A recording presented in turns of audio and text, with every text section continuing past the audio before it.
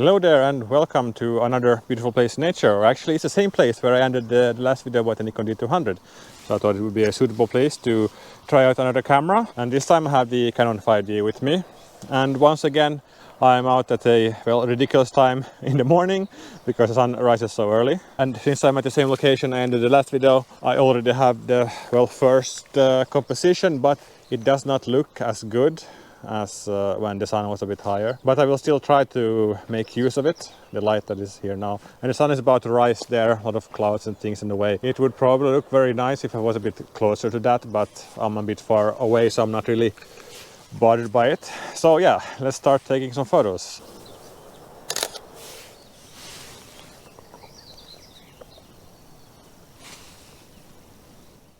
The screen of this 5D is very green, so it's difficult to tell the white balance and the colors. I guess this is some kind of flaw of the early 5Ds, so the screens become like this green after some time. So it's difficult to judge the color, but as long as I can see the exposure, it should be fine.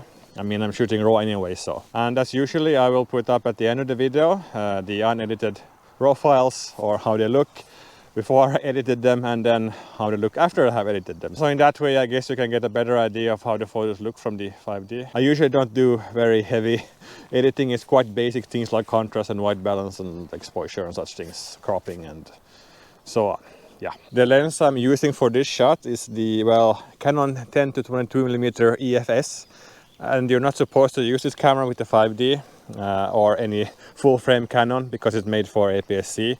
But with some modifications you can actually mount them. If you remove this plastic part here from the back, you can actually mount them, but you still need to be very careful about which focal length you're using, because at some point the back of the lens starts protruding outside of the lens mount.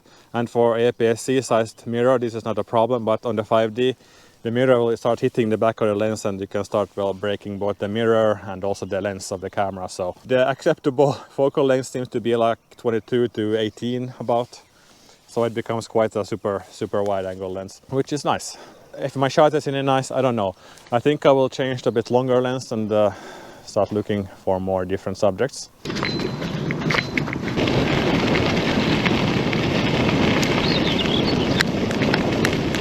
I'm a bit out of luck today, it seems. There is no spectacular sunrise, and yeah, these clouds that looked quite awesome a while ago, they block the sun now, so there will be sunlight, but a bit too late. It will be too strong then, so the light is a bit too flat. But I'm not giving up just yet, because there's quite a lot of nice colors in these flowers here along the edge of the road, so I'll take some close-up pictures of those and then probably continue this video some other time. And for these shots I have mounted a Helios 44M2, and one thing I really like about Canon, or Canon DSLR I should probably specify, is that you can mount the lenses from many different lens mounts, because they have like a shorter distance. It's very like small difference, like a few millimeters. Like this adapter is not very big or very thick at all.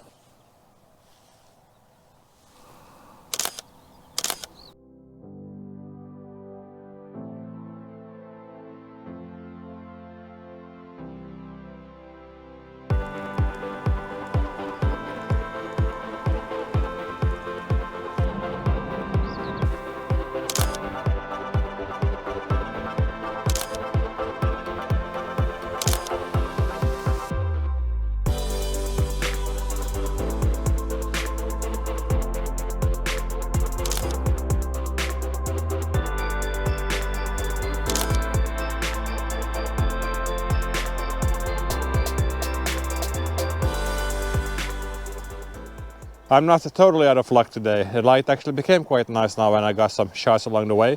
And yeah, I have returned to the same spot where I started. And this light is a bit more suitable, I think, for this location. So I'll take some more shots with the 28-80mm.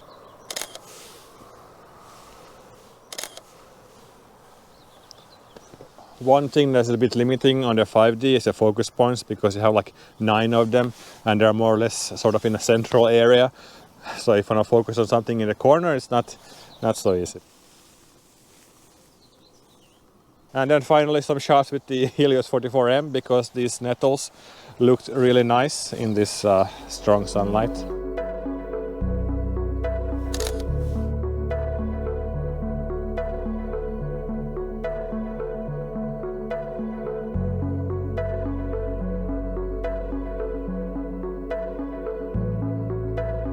I think I actually got a nice shot of the nettles, but it's kind of difficult to judge from the screen of this camera.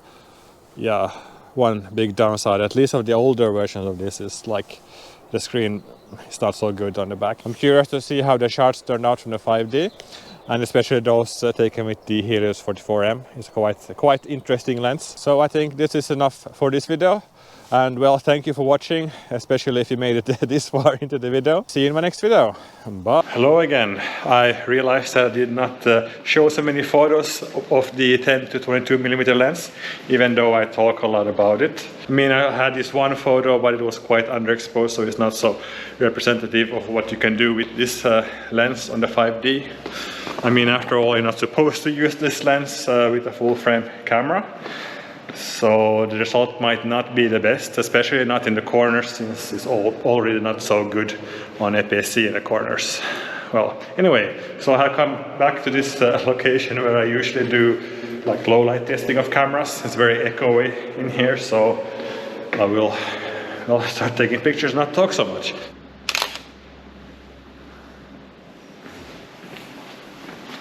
At least from looking at the photos on the screen, I like this lens on this camera a lot so far. The images suit this location very well.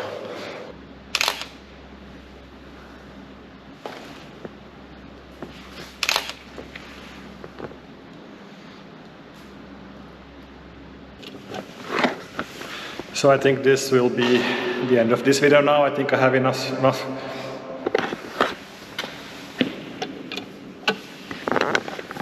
Okay, let's see if this elevator will work. Nope. Well, so the elevators don't seem to work, or actually I think they have shut them off for the night because I'm here quite late in the evening. Well, I wanted to do an outro where I like going to the elevator. Should I ride the elevator, and then in the next video I arrive in an elevator somewhere. Well, next time I suppose. And well, the next video I plan should be about the Canon 40D. I've already shot a lot of photos with it, so I just need to make a review of it. But in any case, I think this is all for this video. Thank you for watching, and see you in my next video. Bye!